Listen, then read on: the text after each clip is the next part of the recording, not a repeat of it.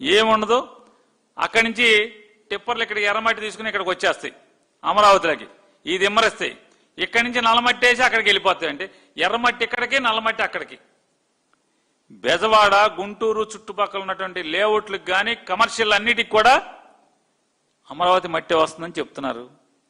నా కళ్ళతో నేను చూశాను.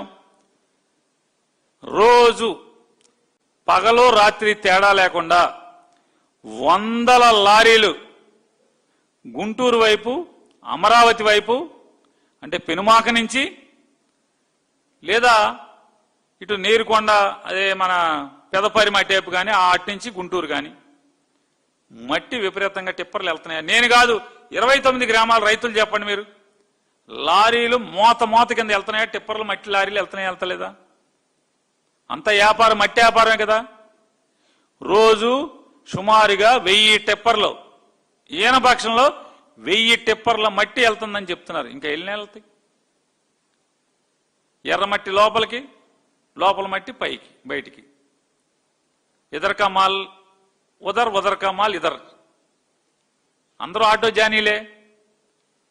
సినిమాలో చిరంజీవి గారు కాసేపే ఉంటాడు ఆటో జానీగా, ఇదర్ మాల్ మాల్ ఇదర్ అని.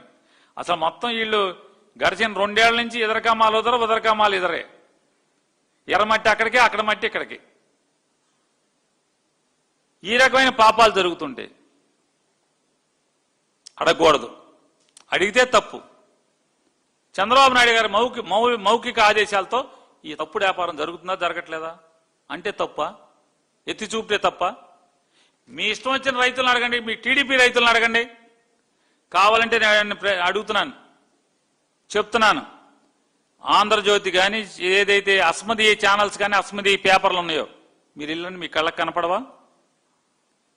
మొత్తం మట్టి లూటి, అమరావతిలో ఉన్నటువంటి మట్టి మొత్తం లూటి అవుతుందా లేదా? ఎవరు కుబేర్లు అవుతున్నారు? మట్టి టిప్పర్ ఎంతకు అమ్ముతున్నారు? ఎన్ని వేలకు అమ్ముతున్నారు లేఅవుట్లోకి? ఇది చూపిస్తే తప్ప. మీ ఎమ్మెల్యేలు బాగుపడుతున్నారు, మీ తెలుగుదేశం పార్టీ వాళ్ళు, లేకపోతే మీకు బాగా వంది మాగదలకు ఉన్న వాళ్ళు అందరూ కూడా బాగుపడుతున్నారు. రైతులకు మాత్రం అగచాట్లు. ఇది అడిగితే ప్రశ్నిస్తే తప్ప. ఏ తప్పేంటి? రైతులను ఎందుకు పట్టించుకోరు, చిన్నవాళ్ళు ఎందుకు పట్టించుకోరంటే తప్ప. ఇవాళ ఇదొకటే కాదు, మీరు